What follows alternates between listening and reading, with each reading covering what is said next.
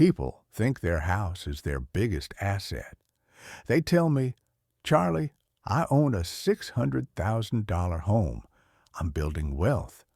I tell them, "No, you own a liability that's bleeding you dry and preventing you from getting actually rich."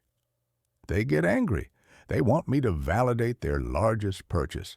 I won't lie to make you feel better. I'm 99 years old. I've watched the American housing obsession destroy more wealth than any stock market crash. In 2026, people are stretching themselves into $500,000 mortgages at 7% interest, thinking they're investing in real estate. They're not. They're buying an expensive place to sleep that costs them $3,500 per month and appreciates slower than the stock market while demanding constant maintenance, property taxes, insurance, and upgrades. Here's what nobody wants to hear. Your primary residence is not an investment. It's a consumption item disguised as an investment.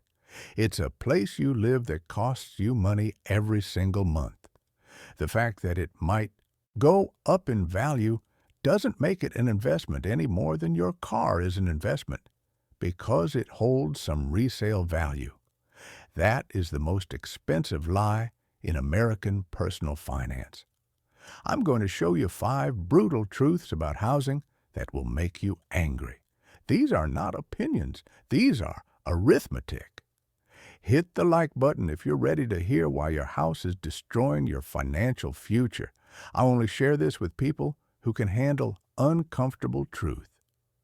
Before we get into this, do me a favor. Drop a comment right now and tell me where you're watching from. I want to know who's here. City, state, country. Just let me know. Here's why smart people stay broke while thinking they're building wealth. Most people think home ownership is the foundation of wealth building.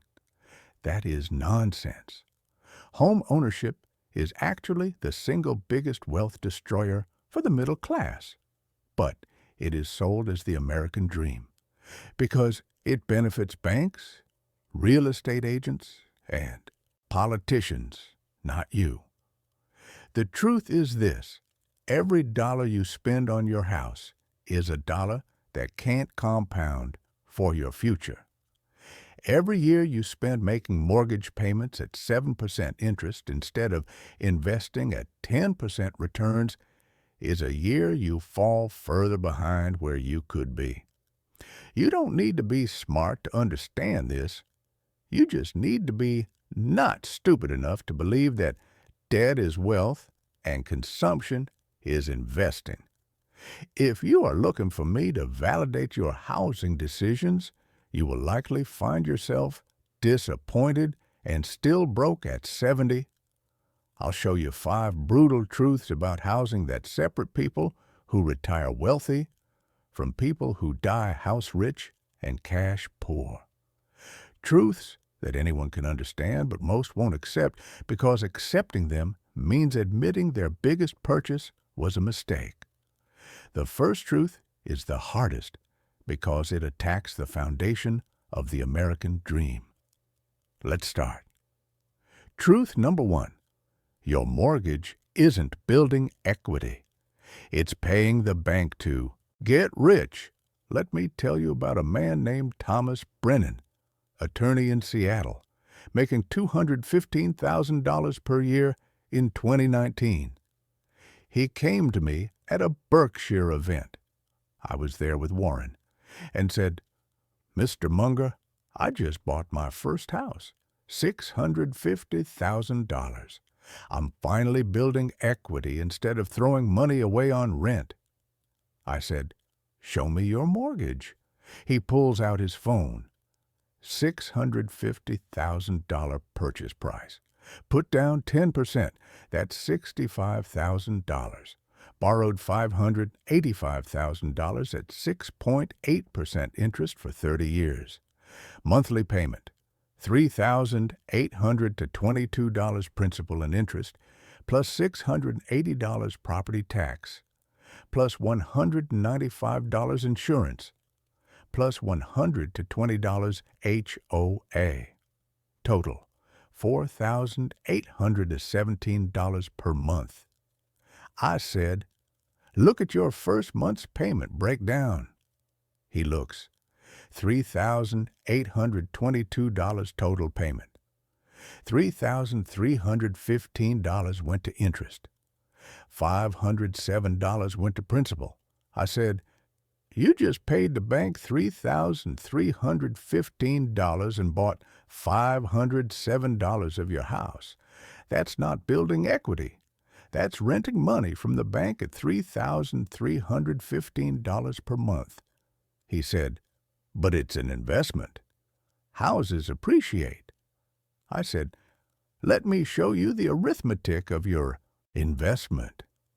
Year 1, he pays $45,864 in total housing costs, $39,780 to interest, $6,084 to principal. He owns an additional $6,084 of his house. The house appreciates 4%. That's $26,000. He thinks he made $26,000, but he didn't. He spent $45,864 to gain $26,000 in appreciation and $6,084 in equity. Total gain, $32,084. Total cost, $45,864.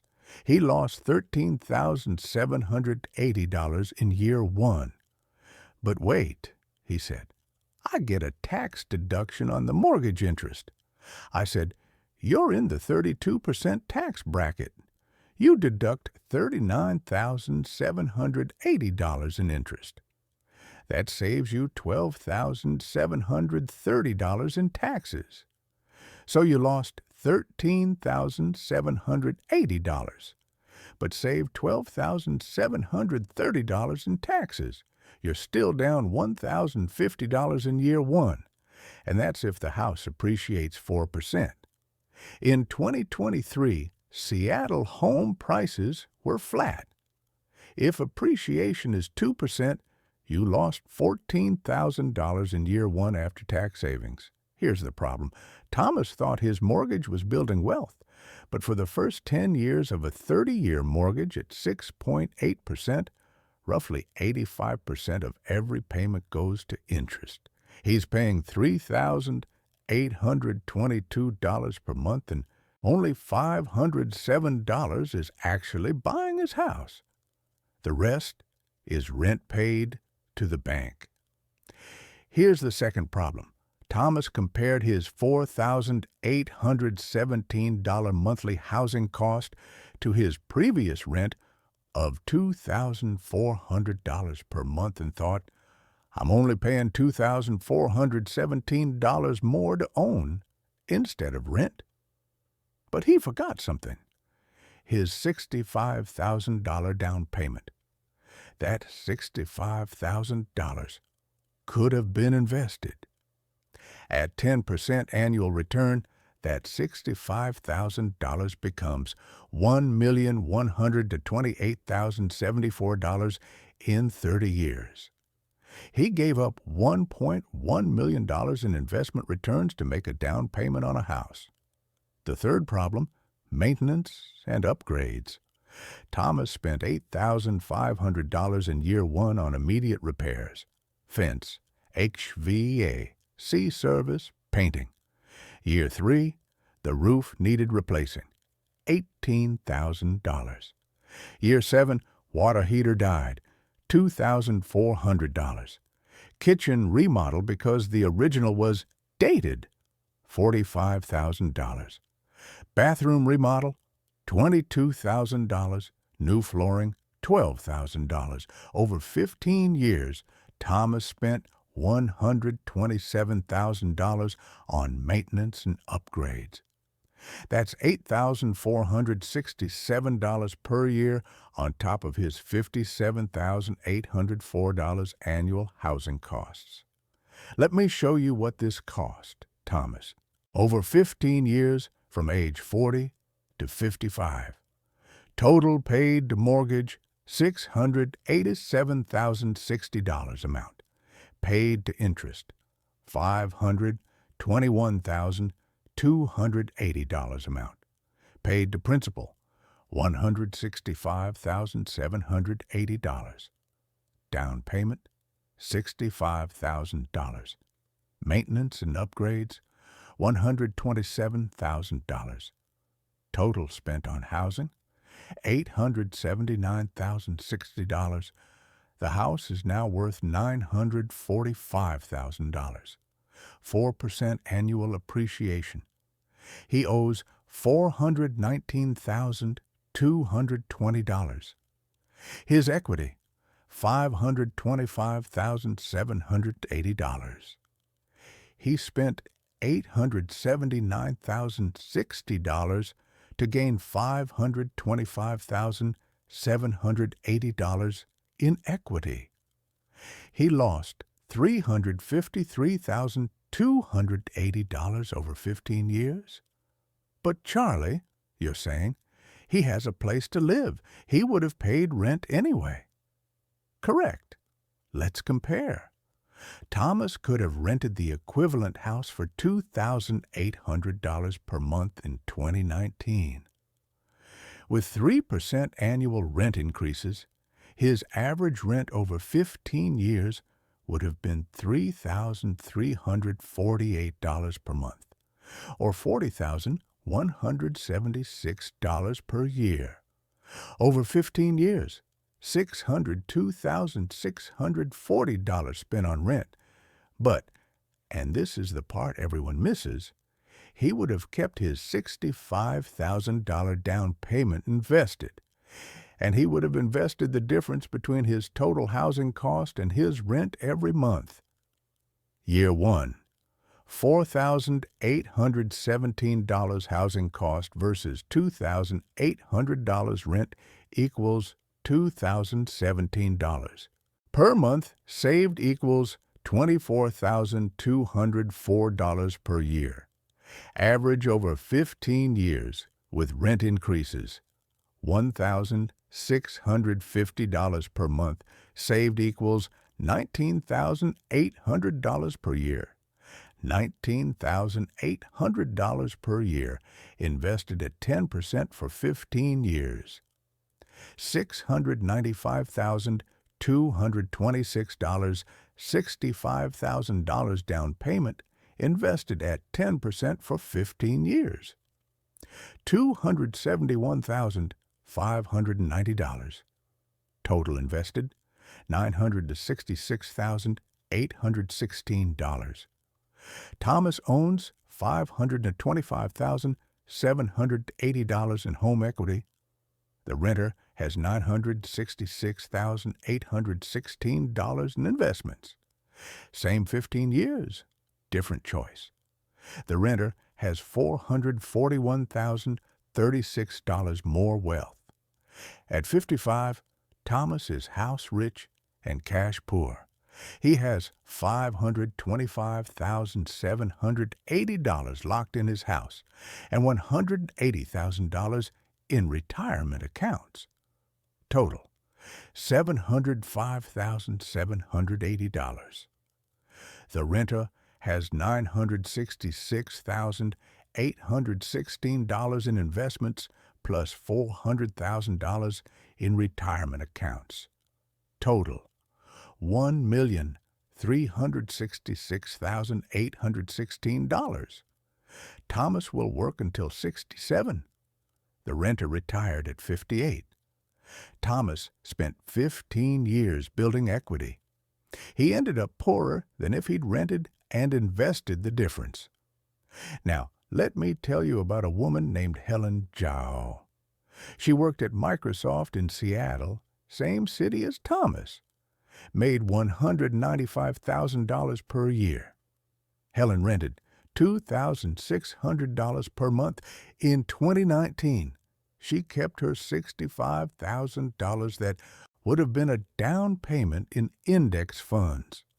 She invested the difference between what Thomas spent on housing, $4,817, and what she spent on rent, $2,600. That's $2,217 per month. She did this from age 40 to 55. Her rent increased to $3,400 per month by year 15. But her investments grew to $1,124,000. At 55, Helen retired. Thomas is still working. Helen owns nothing. Thomas owns a house. Helen has more wealth. Same city, same 15 years, same income level. She rented, he owned. She's retired, he's working. The difference wasn't the house appreciating or not appreciating. The difference was that Helen understood something Thomas didn't. Equity locked in your house is dead money. It doesn't compound. It doesn't generate cash flow. It just sits there while you pay property tax and insurance and maintenance on it.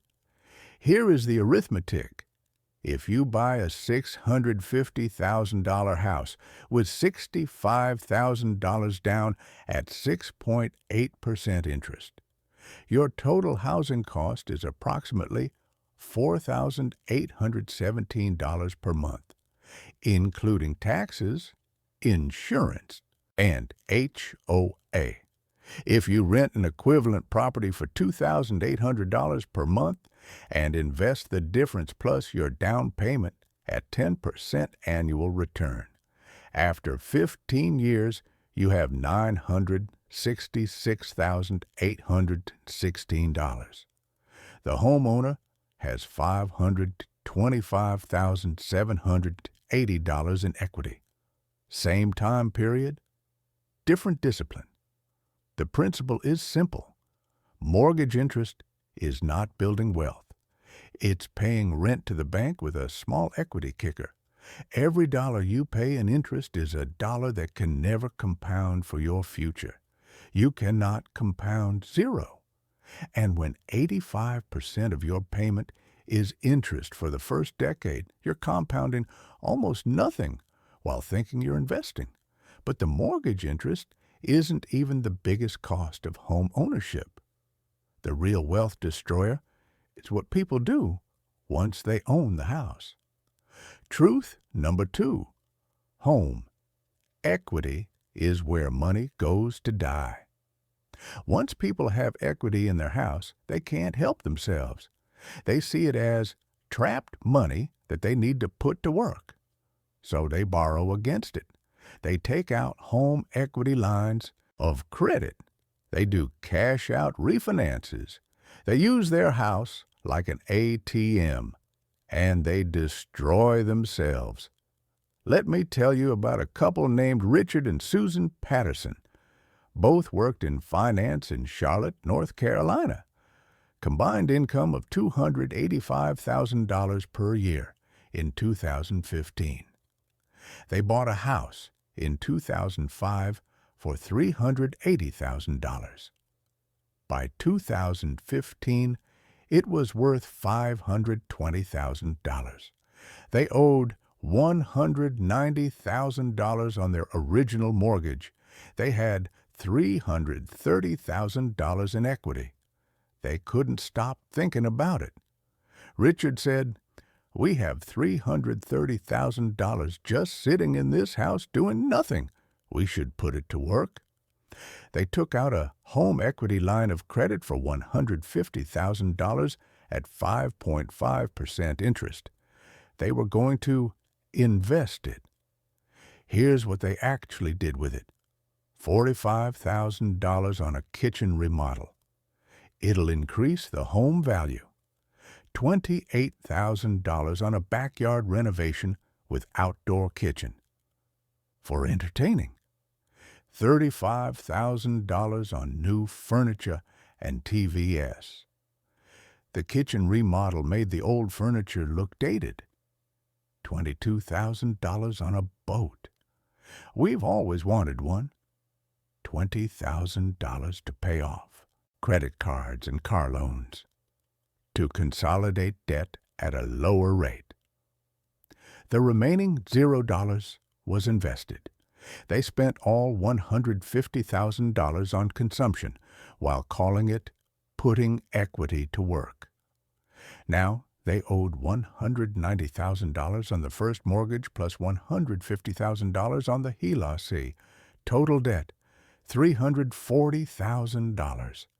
The house was worth $520,000. Their equity, $180,000. They had $330,000 in equity. They borrowed $150,000. They spent all of it. Now they had $180,000 in equity. They destroyed $150,000 of equity and gained a boat, a nice kitchen, and outdoor furniture. The HELOC payment, $825 per month. Their total housing cost went from $2,650 per month to $3,475 per month. But here's where it gets worse. In 2018, Richard got laid off. He was out of work for 7 months. They couldn't make both mortgage payments. They stopped paying the HELOC.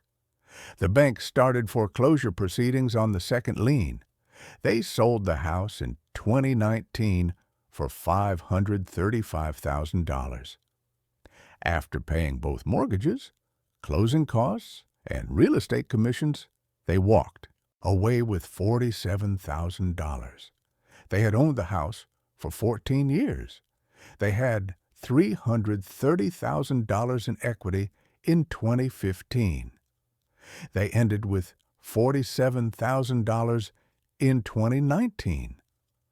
They destroyed $283,000 of equity in 4 years by using their house as an ATM. At 58, Richard and Susan are renting an apartment and starting over with $47,000 to their names. They spent 14 years building equity just to blow it on a kitchen they no longer own and a boat they sold for $8,000. Here's the problem. Richard and Susan aren't unusual. They're normal. In 2024, Americans have $11.5 trillion in untapped home equity. The financial industry is salivating over it. Banks are sending mailers every week. Unlock your home equity. Put your equity to work. You deserve to enjoy your wealth. It's not wealth. It's debt marketed as wealth. Here's the second problem. Every dollar you borrow against your house is a dollar you have to pay back with interest. A $150,000 HELOC at 5.5% costs $223,000 to pay back over 20 years.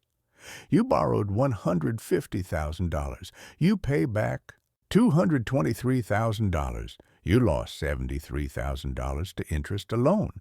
The third problem, people borrow against home equity for things that lose value or disappear completely.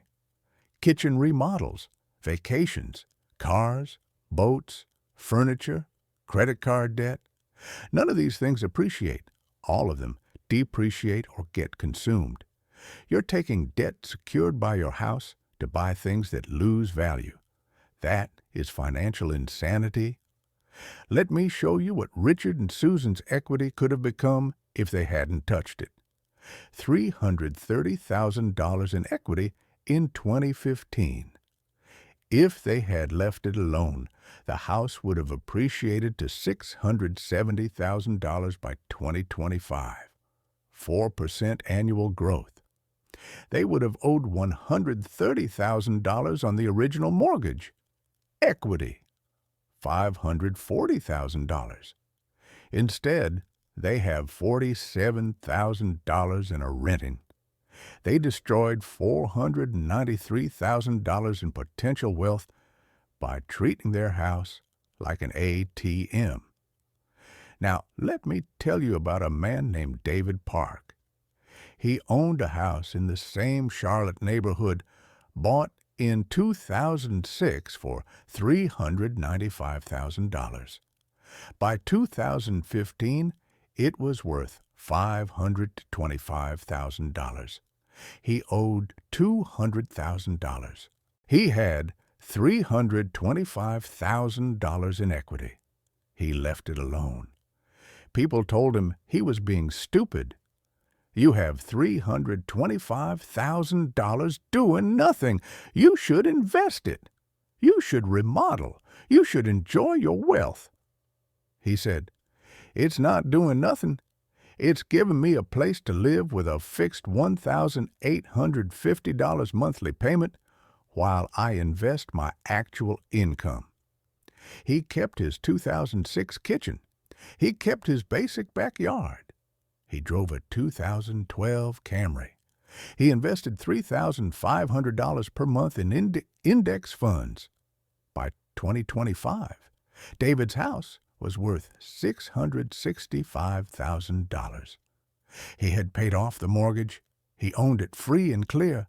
His equity, $665,000. His investment accounts, $1,340,000. Total net worth from these two sources alone, $2,005,000. Richard and Susan have $47,000. Same neighborhood, same 20 years, same starting equity. David left his equity alone. Richard and Susan tapped it. David is a multi-millionaire. They're starting over. The difference wasn't income. They made more than him. The difference was that David understood something they didn't. Home equity is where money goes to die. Once you borrow against it, you're paying interest to consume, and consumption never builds wealth. Here is the arithmetic. If you have $330,000 in home equity, and you borrow $150,000 against it at 5.5% interest, you pay $73,000 in interest over 20 years if you pay it off. Total cost? $223,000 to borrow $150,000. If instead you leave that equity alone and invest $1,000 per month, less than the $825 HELOC payment, plus the extra you'd spend on the stuff you bought, you'd have $379,684 in 15 years at 10% return. Same time period, different discipline. The principle is simple. Home equity is not trapped wealth. It's stored wealth. The moment you borrow against it, you convert stored wealth into debt and consumption. Every dollar you pull out is a dollar you'll pay back with interest while the thing you bought loses value or disappears. But even if you never tap your equity, there's a third problem with housing that nobody talks about: the opportunity cost.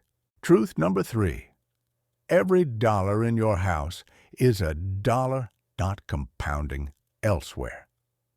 People think about housing costs as mortgage payment versus rent payment. That's wrong. The real cost of home ownership is every dollar tied up in your house that could be compounding in investments. Let me tell you about a man named Eric Dominguez, software engineer in Austin, Texas, making $175,000 per year in 2020. He was deciding between buying a $550,000 house or renting for $2,300 per month. Everyone told him to buy. Rent is throwing money away. You're building equity. It's an investment. He came to me at a Q&A session. I said, "Show me the numbers." Buying $550,000 house, 10% down, $55,000. Borrow $495,000 at 6.5% for 30 years. Monthly payment, $3,128, plus $575 property tax, plus $180 insurance, plus $250 maintenance reserve. Total, $4,133 per month. Renting, $2,300 per month. Difference, $1,833 per month. Everyone told him, but when you rent, you're paying your landlord's mortgage. When you own, you're building equity. I said, that's half true. When you own, you're also paying the bank's profit, the insurance company's profit, the county's property tax and maintenance costs. Let's look at where your $4,133 actually goes. Month 1, breakdown. Interest to bank, $2,681. Principal, equity, $447. Property tax, $575. Insurance, $180.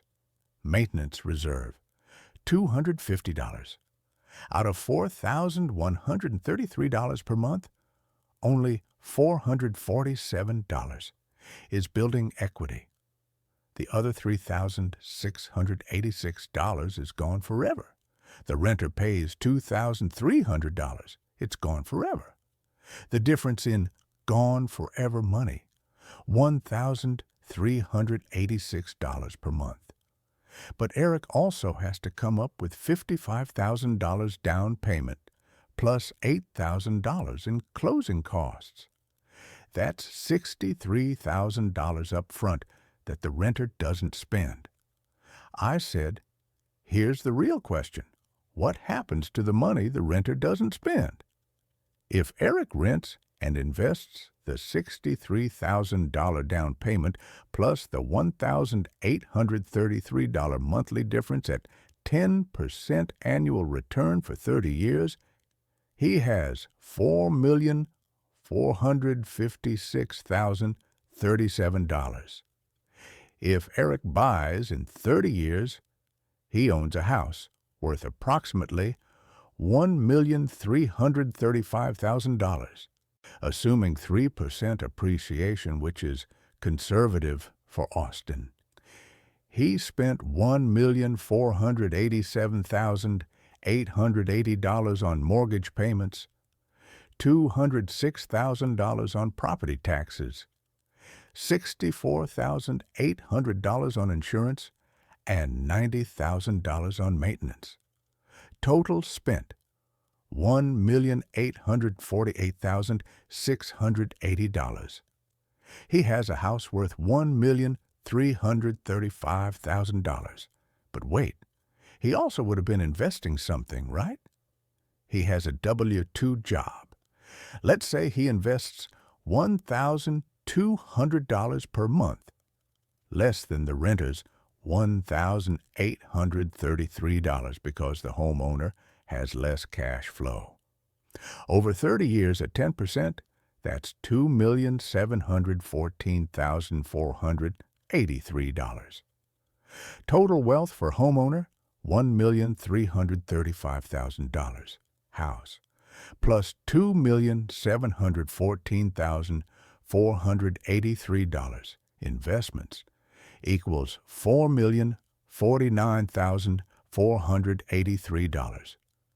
Total wealth for renter, $4,456,037. Investments. The renter has $406,554 more wealth. Same 30 years. Same job. The renter never built equity but ended up wealthier because every dollar that didn't go into the house went into assets that actually compound. Here's the problem. Eric bought the house. Everyone congratulated him. You're a homeowner now. You're building wealth. He wasn't building wealth. He was converting cash flow into dead equity. Here's the second problem. Austin home prices went crazy from 2020 to 2022. Eric's house went from $550,000 to $720,000. He felt like a genius. I'm up $170,000 in 2 years. But he couldn't access that $170,000 without selling or borrowing against it. It was trapped. Meanwhile, his property taxes doubled because Texas property tax is based on assessed value. His $575 monthly property tax became $1,100. His insurance went from $180 to $295 because of Texas insurance crisis. His housing cost went from $4,133 to $4,748 per month. His home appreciated $170,000. His ongoing costs increased by $7,380 per year. In 10 years, that extra cost wipes out the appreciation gain. The third problem, maintenance and upgrades. Year 3, the HVAC died, $12,000. Year 5, foundation issues from Texas soil, $28,000. Year 7, roof replacement from hail damage, $19,000. He spent $59,000 on things that broke. By 2030, Eric will have spent $688,000 on his house. It'll be worth maybe $850,000. His equity, $850,000 minus $320,000, still owed equals $530,000. The renter who invested instead has $1,950,000 in investments at that point. Eric built equity. The renter built wealth. There's a difference. Let me show you what this cost Eric over 30 years. Every dollar in his house is a dollar earning 3% appreciation, maybe, instead of 10% investment returns. The spread is 7% per year. On $550,000, that's $38,500 per year. In lost compounding, Year 1 lost opportunity, $38,500. Year 10 lost opportunity, $76,000. Year 20 lost opportunity, $165,000. Year 30 lost opportunity, $406,000. Over 30 years, the opportunity cost of having money in a house instead of investments is hundreds of thousands to millions of dollars, depending on home value. Now let me tell you about Eric's co-worker, Amanda Chin. Same company, same income. She rented a similar apartment for $2,300 per month. Everyone told her she was throwing money away. She said, "No, I'm buying flexibility and investing the difference." She invested the $63,000 down payment Eric spent. She invested the $1,833 per month Eric spent extra on ownership. She did this from age 32 to age 62. At 62, Amanda has $4,456,037 in investments. She retired. Eric owns a house worth $1,335,000 and has $2,714,483 in investments. He's still working because $4,049,483 isn't enough to maintain his lifestyle. Amanda rented for 30 years. Eric owned for 30 years. Amanda retired. Eric is still working. The difference wasn't the house appreciating or not. The difference was that Amanda understood something Eric didn't. Opportunity cost is the hidden killer of wealth. Every dollar in your house is a dollar that can't be in the stock market compounding at 10% annually over 30 years. That difference is massive. Here's the arithmetic. If you put $550,000 in a house that appreciates 3% annually, in 30 years, you have $1,335,000. If you put $550,000 in investments at 10% annually, in 30 years you have $9,596,243. Same $550,000, same 30 years. Different asset, different outcome, $8,261,243 difference. The principle is simple. Houses are not investments. They're places to live that happen to appreciate slowly. Stocks are investments. They compound. Every dollar in your house is a dollar not compounding. Over decades, that difference is the difference between retiring and working until you die. But even if you understand all of this, there's a fourth truth about housing that makes it even worse. Houses are inflexible. Truth number 4. Your house traps you in one location, one job, and one life. When you own a house, you're stuck. You can't easily move for a better job. You can't relocate to a lower cost of living area.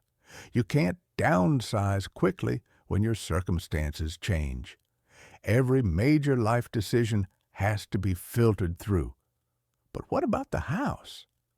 Let me tell you about a man named Gregory Whitmore, mechanical engineer in Detroit, making $110,000 per year in 2012.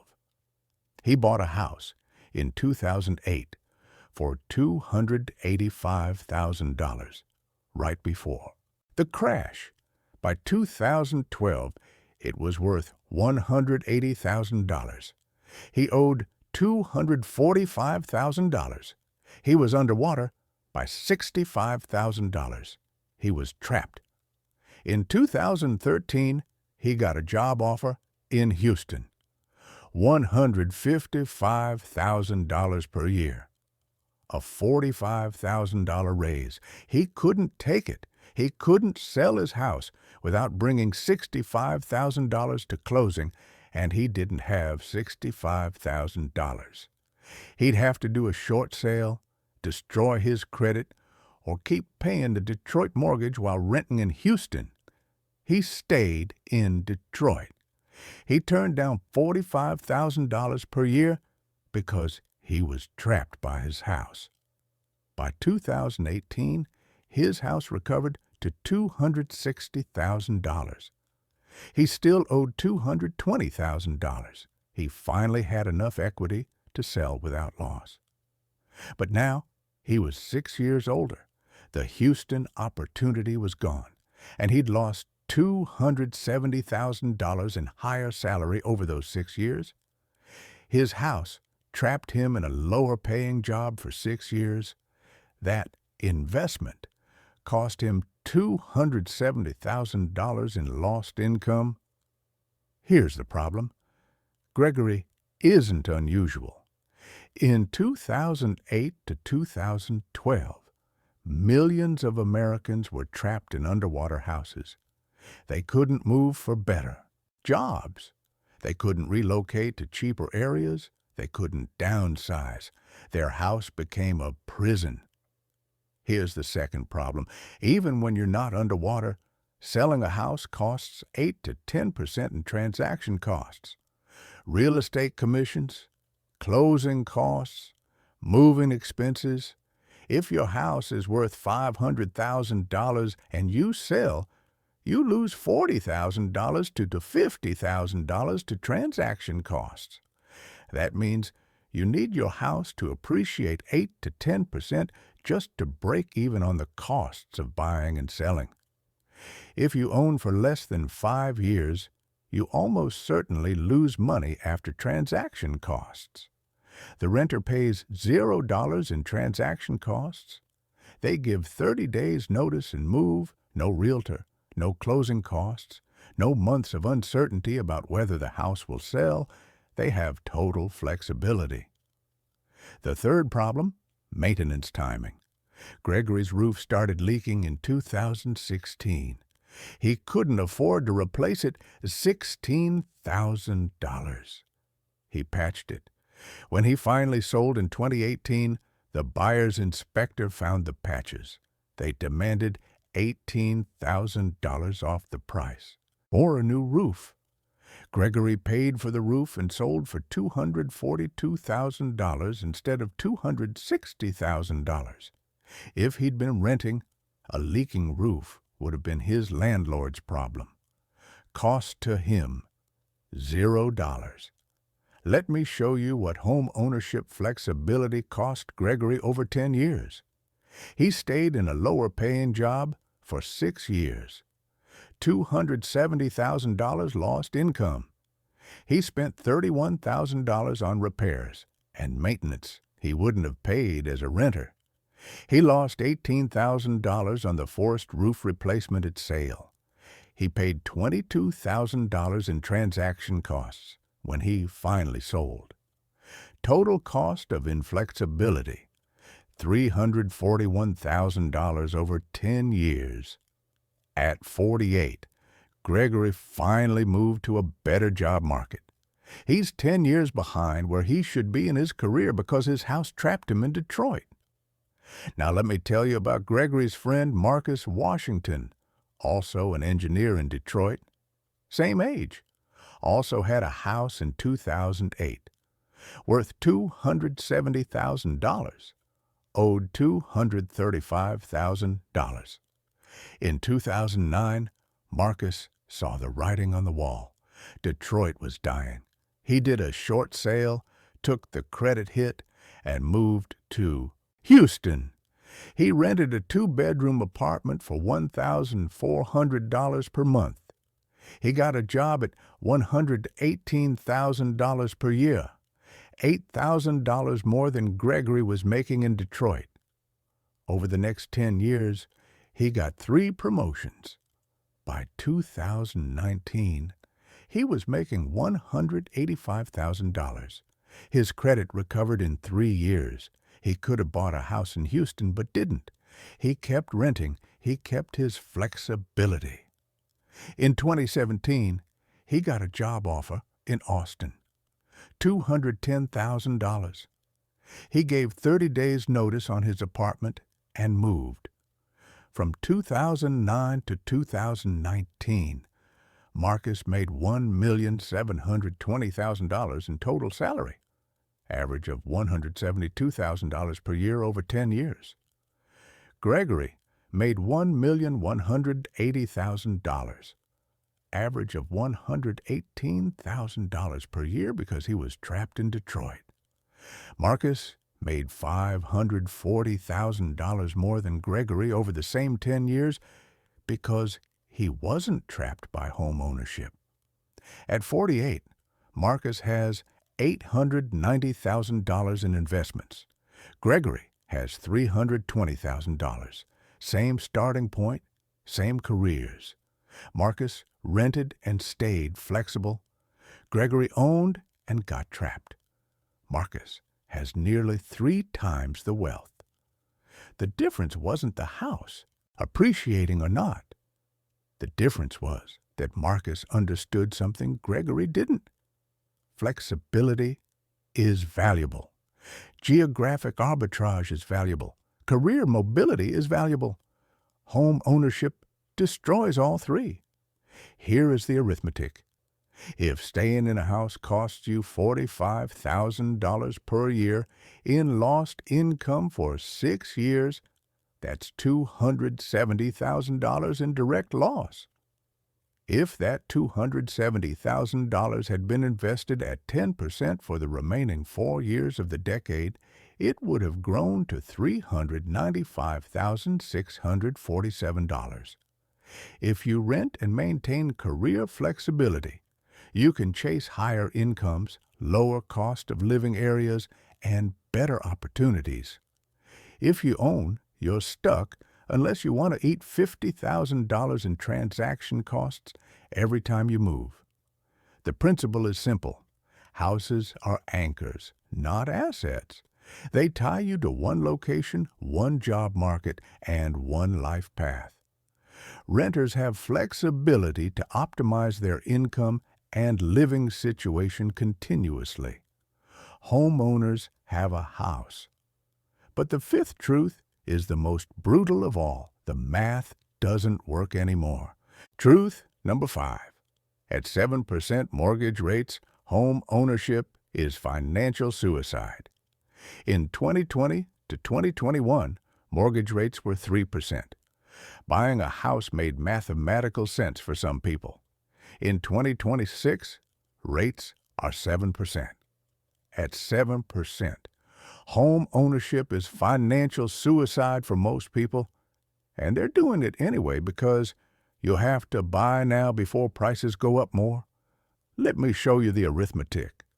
$500,000 house, 10% down, $50,000. Borrow $450,000 at 3% for 30 years.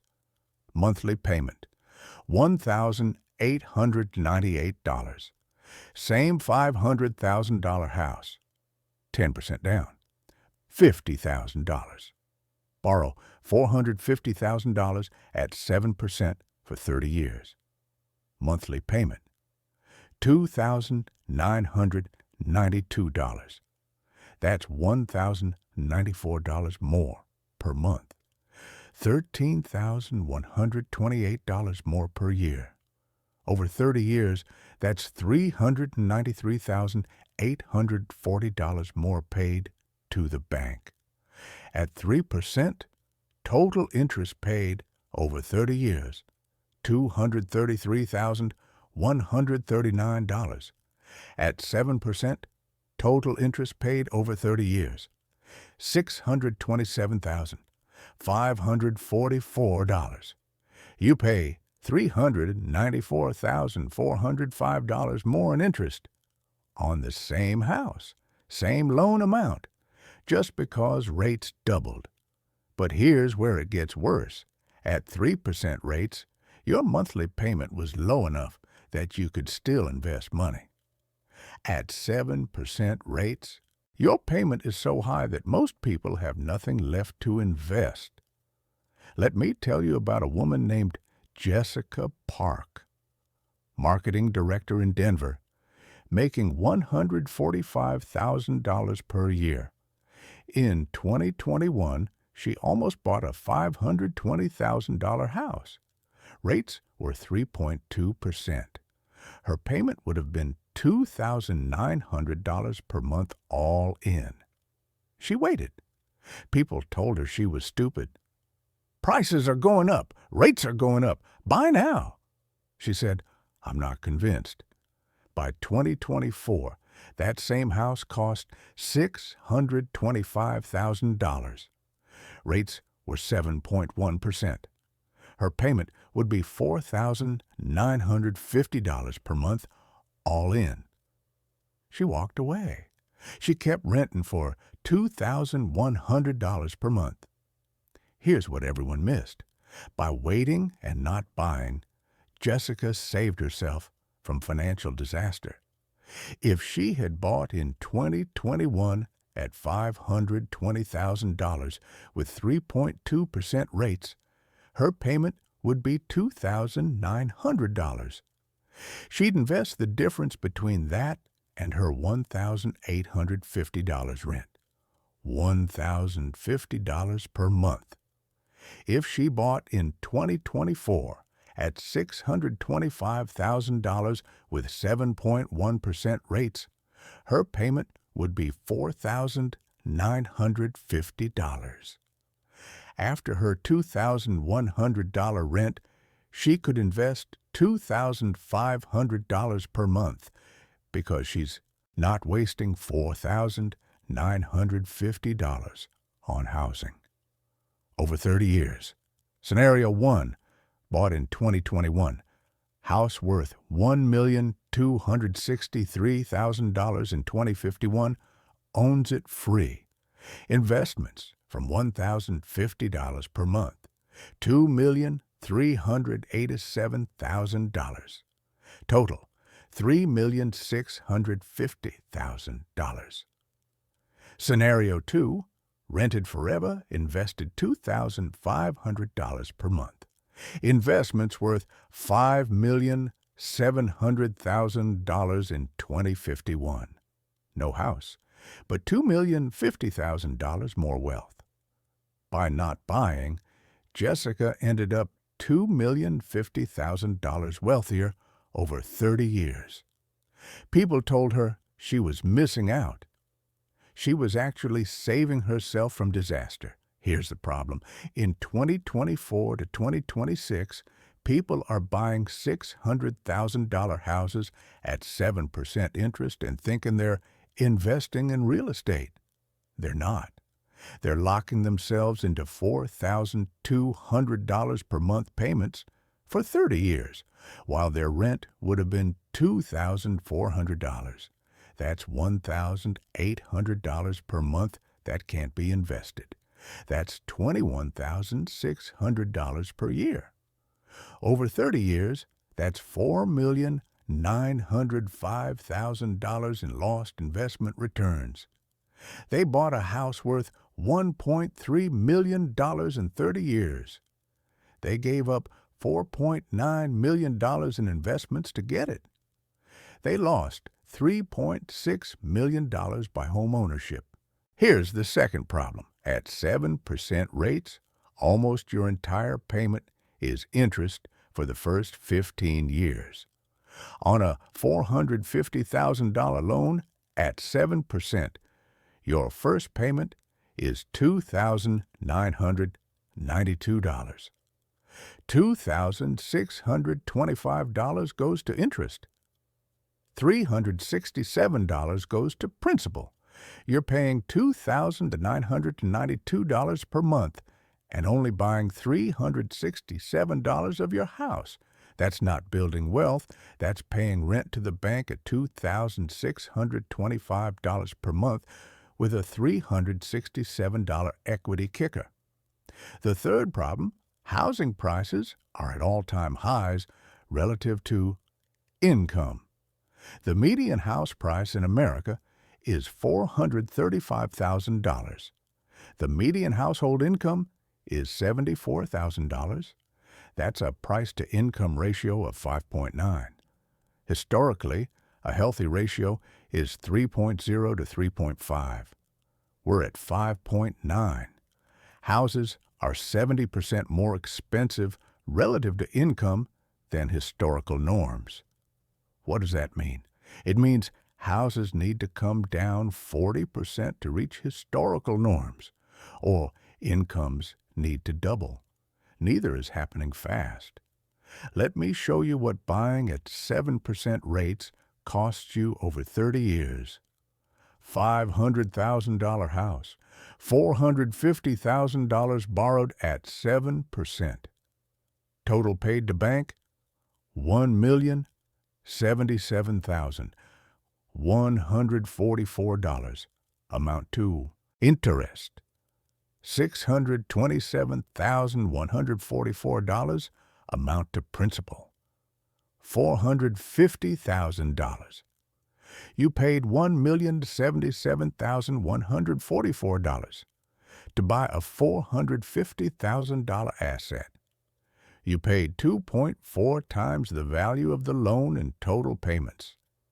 If you had rented for $2,300 per month and invested the $1,650 difference at 10%, you'd have $3,749,000 after 30 years.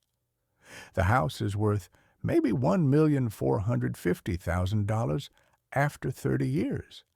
3% appreciation. You spent $1,077,144 to gain $1,450,000.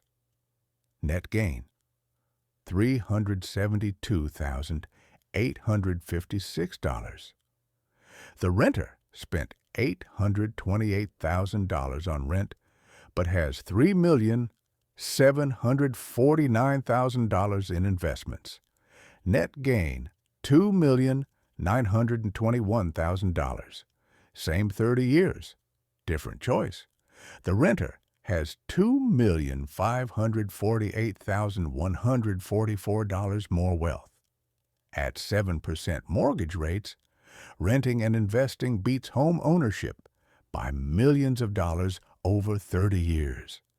But people are buying anyway because rent is throwing money away, and I need to get on the property ladder. No, at 7% rates, buying is throwing money away. Renting and investing is building wealth.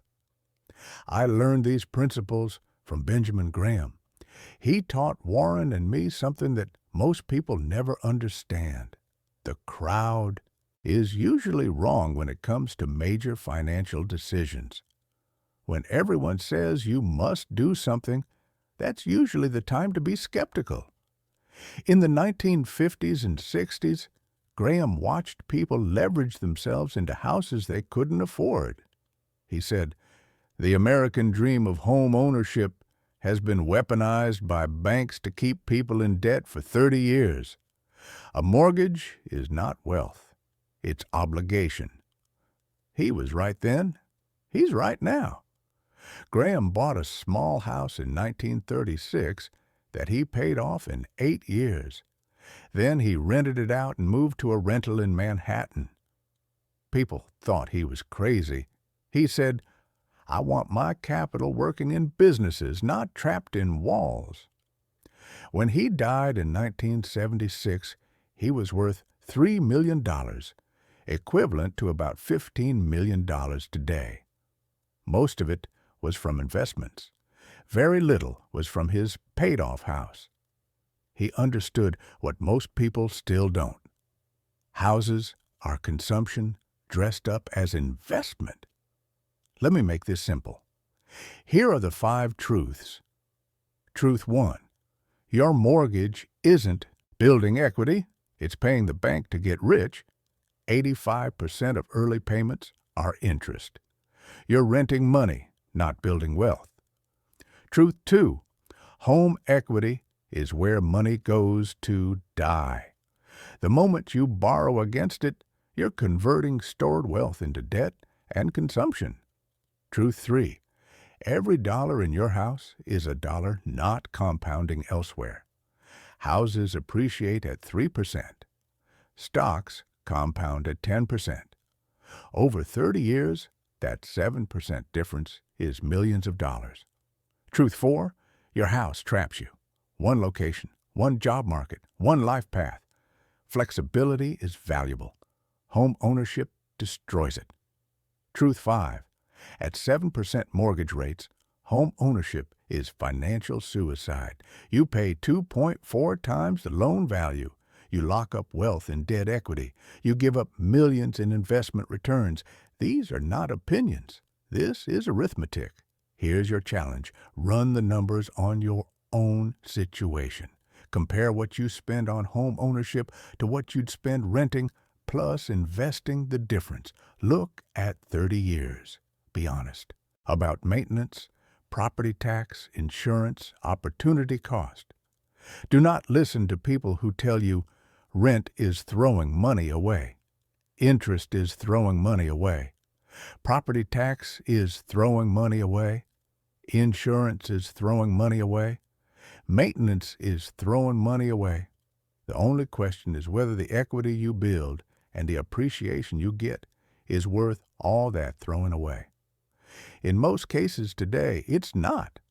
I'm 99 years old. I have maybe a year left, maybe less.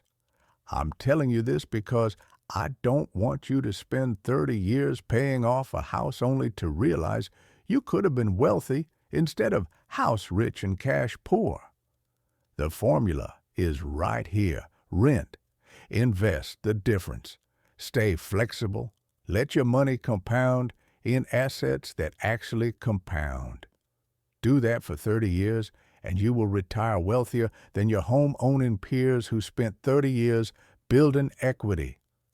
Ignore this, and you will work until 70, own a house, and have no money. Your choice. Now, if you want more brutal honesty about building wealth, timeless principles that actually work instead of following the crowd garbage. Subscribe to this channel. We don't promise easy. We don't promise fast. We promise truth.